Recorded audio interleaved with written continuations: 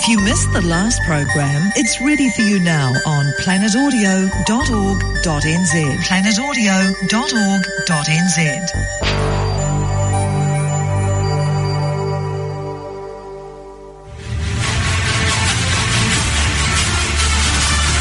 Hello, my name is Simon. Welcome to Why Is That, a free speech platform where we explore big ideas and the controversies of our time. Hello, beloveds, and welcome back to another episode of Why Is That? Now, there's a lot of misinformation out there. Why is that? Well, the answer to that is somebody benefits from that misinformation. We'll be looking at today the so-called gender wage gap, and also we'll be looking at a New Zealand research paper that basically the results are women effectively do not pay taxes. This report was done by the Victoria University of Wellington School of Business with help from somebody from the Treasury Department. Although a New Zealand study, it is seemingly translatable to other Western countries. Also, to specify more, they effectively don't pay taxes, that over their lifetime they consume $150,000 more tax than they pay in. Now remember, don't shoot me, I'm just the messenger. Now if you're from New Zealand or somewhere in the Anglosphere, you might say, but, you know, the media pushes it. Well, picking up from the last week's show about how, on my post-election thoughts, one of the major points was the media got it so very wrong when it came to the US election, just painfully wrong, to the point they have basically lost touch with reality. They're believing their own reporting, that their unbiased reporting. So what has happened? So when you're like, these things are in the news, it doesn't mean they're true. Now, the mainstream media seem to be trying to get back some of the credibility they lost by their... Now the big hype is the crackdown on fake news. Now, what constitutes as fake news? Well, there was a list that circled around the mainstream media, which seems to include a lot of right-wing publications, including Breitbart, whose chief executive officer, Stephen Bannon, actually helped run the Trump campaign, and now he will be Trump's chief strategist. The media has been reporting that he might be an anti-Semite, or actually just going full out and calling him anti-Semitic, despite, well, Breitbart is a Jewish name. Andrew Breitbart, its founder, was Jewish. Most of the staff at Breitbart are Jewish and have come out and going, what are you people talking about? But on CNN, which was known as the Clinton News Network during the elections, well, you know, there's no evidence to show that he's not. They haven't shown evidence for. But, so yeah, now they're concerned with fake news. And Twitter is doing a crackdown on a number of accounts of various alt-right, or what they deem alt-right, personalities.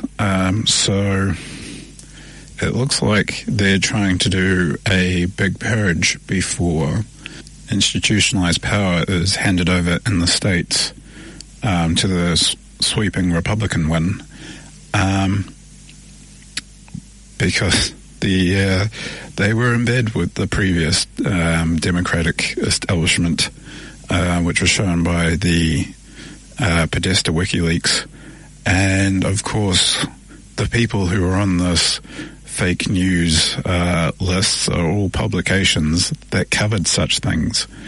Also, the professor who came up with the list she seems to support a lot of far-left groups, which shows a partisan nature, but that the media has picked up and run with this list, including social media platforms, just shows why people are losing faith with the mainstream media. As we've covered in the show, research that came out before the American election showed only 6% of the US public trusted the media. And just don't take my word for it. Honestly, look it up. And yeah, now post-election, it'd be interesting to see if another such study is done, what the results are. But I think we'll continue to see the increase of alternate media platforms, such as Breitbart and RT, which formerly known as Russia Today. But it looks like the culture wars, which the left won decades ago, they've started back up and new fronts are opening. As I've said on the show before, times are changing. Now, concerning the gender wage gap, or also known as the gender pay gap, I personally do not watch the news in New Zealand, which is a lot of it is brought in from the States, not just, using CNN clips, etc., but also ideologically they follow the same trend, and one of this is the gender pay gap. I might watch once a week or once a fortnight when I go and visit the family and we sit down for dinner watching the news. And the times I have been watching, I've come across a number of stories on the gender pay gap, which basically is if the total income of men and women put together, there's a gap, which is often presented as women get paid less for the same job, which isn't true. But in New Zealand, if you just follow the mainstream media, you'd think it was completely true. Now, of course, if you're big onto online alternate media, this has been thoroughly debunked with a lot of arguments, one of which I'll be playing you right now from Professor Christina Hoffsomers, who works for the American Enterprise Institute, where she has a show there called The Factual Feminist, which I cannot plug enough. But the clip I will be playing you from her right now is from her Prager University video, which I must apologize for the sound effects because it's video, but you get the gist from the audio. Consider the issue of the so-called gender wage gap. How many times have you heard that for the same work, women receive 77 cents for every dollar a man earns? This charge is constantly repeated by feminist activists and their supporters. Yet it is so deeply misleading as to border on outright falsehood. 23-cent gender pay gap is simply the difference between the average earnings of all men and women working full-time. It does not take account for differences in occupations, positions, education, job tenure, or hours worked per week. Now, wage gap activists and groups like the American Association of University Women or the National Women's Law Center, they say, no, even when you control for these factors, women still earn less. Well, it always turns out that they have omitted one or two crucial data points. Take the case of doctors. On the surface, it looks like female physicians are clearly victims of wage discrimination. They appear to earn less for the same work. But dig a little deeper beneath the surface, and you find that women are far more likely than men to enter lower-paying specialties like pediatrics or family medicine than higher-paying cardiology or anesthesiology. They are also more likely to work part-time. And even women who work full-time put in about 7% fewer hours than men. Women physicians are also far more likely to take long leaves of absence, usually to start a family. Now, there are exceptions, but most workplace pay gaps narrow to the point of vanishing when one accounts for all of these relevant factors. Now, how do the women's advocacy groups react to this? They insist that women's choices are not truly free. Women who decide, say, to stay home with children or to work fewer hours or to become pediatricians rather than heart surgeons are held back by invisible barriers or internalized oppression. According to the National Organization for Women, Powerful sexist stereotypes steer women and men toward different educational training and career paths and family roles. But is it really social conditioning that explains women's vocational preferences and their special attachment to children? Perhaps in the pursuit of happiness, men and women take somewhat different paths. And isn't it more than a little patronizing to suggest that most American women are not free, they're not self-determining human beings? And here is common sense proof that the male-female wage gap is untrue. If it were really true that an employer could get away with paying Jill less than Jack for the exact same work, wouldn't most employers fire as many of their male employees as possible and replace them with females and enjoy a huge market advantage? As a regular campus lecturer, I routinely encounter students who have fully accepted the feminist propaganda. American college women are arguably the most fortunate, liberated beings on the planet, yet in their feminist theory classes, they're likely to learn that they are put upon and tyrannized by men. And the more elite the school, the more advanced the degree, the more likely they are to take such feminist propaganda seriously. But this doesn't have to continue. The time has come for young women to take back feminism, reform it, correct its excesses, repudiate the victim propaganda, get rid of the women are from Venus, men are from hell storylines, and begin the arduous task of correcting almost 3 decades of feminist misinformation. And women who are plagued by workplace injustice or sexual violence will be best helped by truth and solid research, not by hysteria and hype. And as a final piece of personal advice for young women, appreciate and make good use of the unprecedented freedom that you have. I'm Christina Hoffsomers of the American Enterprise Institute for Prager University. Now, of course, if you want to hear more from Professor Christina Hoffsomers, just go into YouTube and type in the Factual Feminist. And, of course, she's not the sole voice of debunking the gender wage gap. If you type that into YouTube, gender wage gap debunked, a number of videos will come up on that, but she's the one who did the original research on it.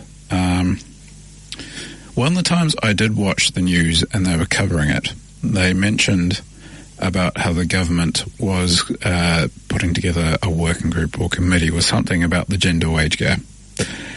And the presenter, Tony, I can't remember her surname, basically said they wouldn't be doing that, the government, if it wasn't a thing. Now, that is a logical fallacy. That is an appeal to authority. And I think it's quite telling that a journalist and reporter for a news program, a primetime news program on a major network, can't name or shame somebody, can't point a finger at a business and go, look, this business does it. And they can't do it. They can't provide evidence. They can't provide case studies.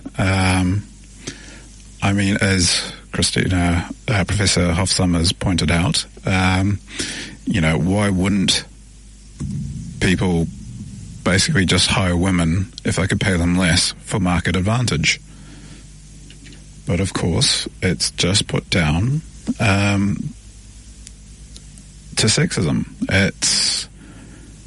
Nobody's disputing men earn more, and it's more an earning gap because men work longer, where women tend to take time out to have families and work part-time.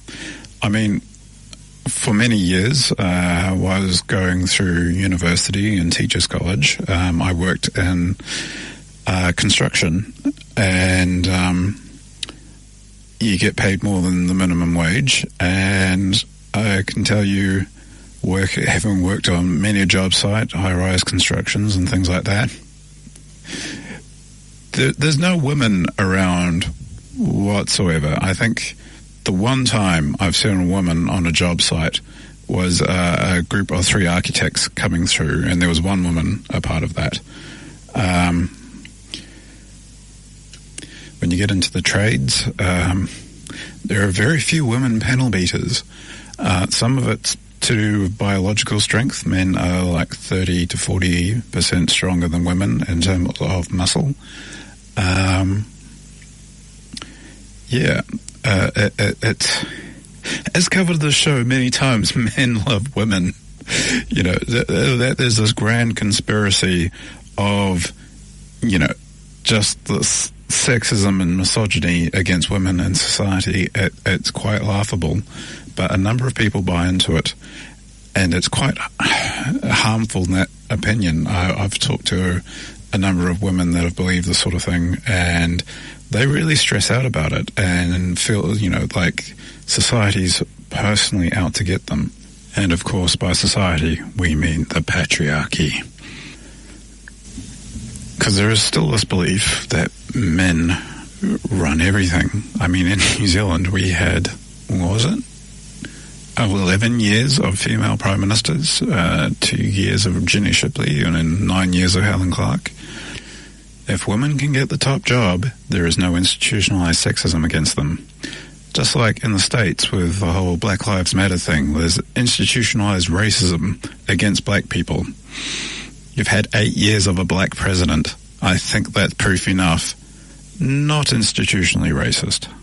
Now, this brings us on to the study that was done by the Victoria University Business School, which was recently drawn to my attention by the YouTuber Black Pigeon Speaks, which I also contribute to his website he set up, blackpigeon.com, in a video he did called Research Shows Only Men Pay Taxes. And the study was recently referenced by Stefan Molyneux, who has the largest philosophy YouTube channel. It runs Free Domain Radio. So I thought I would play Black Pigeon's video to introduce you to the claims that were made. Predilections. No taxation without representation. It's a slogan that originated in the decades that led up to the American Revolution and summarized a primary grievance of the American colonists in the 13th should direct its priorities, say which payment of taxation. Obviously, this is an antiquated idea. Payment of taxation. Obviously, this is an antiquated idea, as there are many countries within the democratic West where you find large numbers of people that consume government largesse but pay nothing into the system. These people can come from a variety of backgrounds: drug abusers, real estate tycoons, disabled veterans, drug abusers, or unemployed workers that have given up on rejoining the workforce, to criminals that work in the black economy. And by black economy, I mean the part of a country's economic activity which is unrecorded and untaxed by the government. But there is one group of people that systematically and unreal that exist solely upon the public purse. There is one group of people that exist solely throughout their entire lives through the vampire-esque redistribution of wealth that takes place throughout the Western world, and that group is Western women. And by the Western world, I mean the developed world, which is entirely made up of Western countries with the exception of Japan, Hong Kong, and Singapore. While having slight differences, the societies from Sydney to New York and from Montreal to Berlin can be grouped together by their cultural, economic, and social similarities. And throughout this block of countries, one thing remains consistent. Women gain their rights from a government that is totally funded by men and the tax burden they shoulder. Let me put this another way. Women and their rights exist solely through the taxation of anonymous men that pay for them. A working paper from the Chair of Public Finance from the Victoria Business School at the University of Wellington published a 46-page study of the distribution of income and fiscal incidence by age and gender, and used New Zealand and its accumulated statistics in this area for their model. And what came out of this study pretty much blows out whatever any feminist has ever said and will ever say with regards to income, taxation, wage gaps, economic oppression, and the patriarchy that is supposedly suppressing them. First of all, in Figure 5, you can see that men are overall taxed more throughout their lives. In Figure 6, you can see that income support for women starts off around the same time that it does for men in childhood. It remains flat, however, through most of men's lives until public pension schemes kick in at around 65 years of age, while women's consumption of income support is much higher than men's between the ages of 15 to 64. For women, this partly reflects their lower workforce participation rate, higher rate of providing for dependents, and increased likelihood of being a sole parent. The male-female difference peaks during the child-rearing ages of 35 to 39 when women receive income support. That is, on average, 4.8 times that of the income support payments to men of the same age. But here is where it becomes clear as to why women, and I've said this in several videos, are overwhelmingly in favor of large government and ever-expanding social programs. In Figure 16, it shows that over the course of a woman's life, she only becomes a net taxpayer. That is a person that pays more in terms of taxes than she receives in government assistance only in her 40s, while men do so in their early 20s.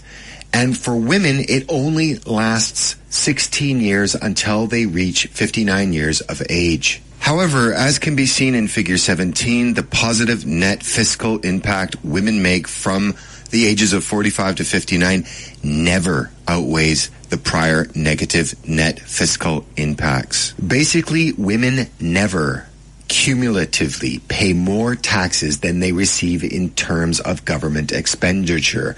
In fact, at the end of her life, the average woman consumes $150,000 more government expenditure than she pays in taxes.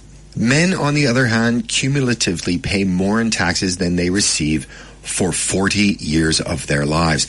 And for taxes and public expenditures, the net fiscal incidence on men is approximately zero when aggregated over all ages. Overall, the research suggests that male taxpayers are the only ones ever to have positive contribution in taxes. Now, New Zealand is just as multicultural as the rest of the West. It too has people pouring in from all over the developing world. But as this study shows, and I would venture that its findings would be duplicated across the Western world with the possible exception of the US, as it lacks a single-payer health system, but still does have significant welfare programs, that there is one group, women, who throughout their lives are the net recipient of other people's money, namely anonymous male taxpayers that must fund and pay for women in the modern Western welfare state, an expanding state that women overwhelmingly vote for. So you can go on the Black Pigeon Speaks YouTube channel and find that video. The video again is research shows only men pay taxes. Now you might be going, well, Simon, he's an anonymous YouTuber. How can you trust his interpretation? Well, not only in the description does it have a link to the report I read, I actually contacted one of the academics from the paper and asked them some questions. Now, I asked the questions for the show, but off the record, so I'm not going to name which academic I contacted. But it's quite interesting because one of the questions I asked was Figure 5 from the study seems to suggest that between the ages of 30 and 64 that men pay double the amount of taxes that women do, which apparently is correct. They sort of point out that it is a bit higher because men earn more income. But considering the supposed wage gap is about around 23%, that's quite a lot of taxes. Also, if you look at the study, a number of findings that are extracted that with the exception of the age group between 45 to 59, a 15-year span, years old, women cost more to the state than the taxes they provide. In contrast, men generate more tax revenue than they cost between the ages of 23 and 65. Now, of course, retirement age in New Zealand is 65, where you can receive a pension and you're no longer working. Well, you can keep working, but if you go on a pension, of course, you're drawing the money from the state from taxes that you've paid before towards that. Now, you might be wondering how, especially if you're a woman, how can you rack up 150,000 extra? Of course, a lot of this has to do with children.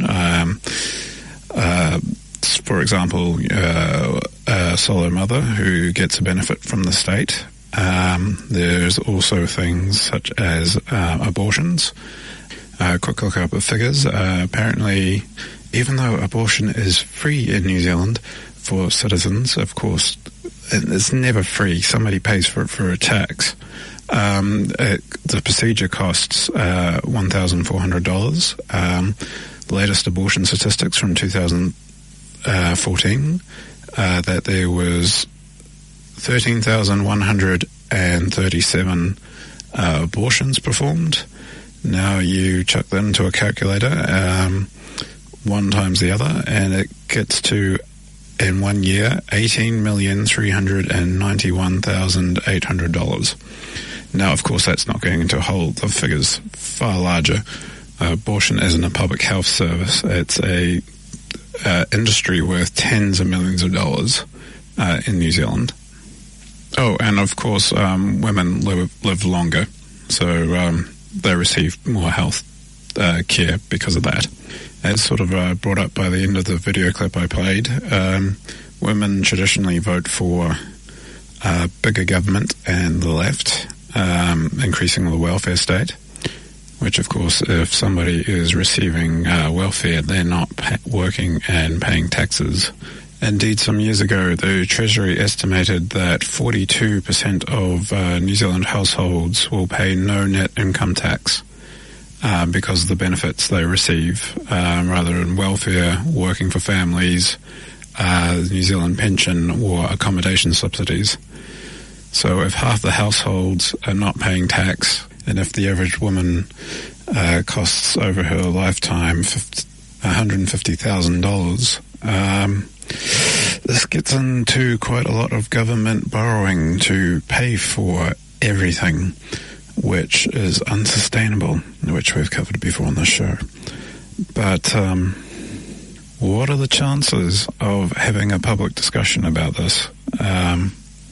Or more research if some people need more convincing? Very little. If you notice in Black Pigeon's video, he might have had a bit of a edge to his tone. It wasn't directed at all women or meant to be anti-women, but of course you've got quite rabid feminists out there that are pushing fake news, such as the wage gap, and blaming men who are terrible because they're sexist and misogynist. But what happens if that's, well, not only is that true, but what, in that light, if only men effectively pay taxes, can we get the bad women to go away? Can we get the feminists off our back and the media not to give them coverage? Not calling for censorship, but why would you if they haven't got a factual case? So it's not men versus women, as stated before. Men love women. I know Black Pigeon's married, but there are radical feminists out there that do think it is men versus women, and they're attacking, and it'd be nice if there was actually peace, as men and women are complementary, and it's good to live in harmony. But if we're, fighting, even just bickering generally in society, that's not a healthy and happy society. And if men only effectively pay taxes, then isn't that something that deserves to come into public discourse? the result of which leads, I wouldn't know where, but I'll end it up there. Now, thank you for listening. Tune in next week. We've got a very special guest. Oh, and please do go onto YouTube and check out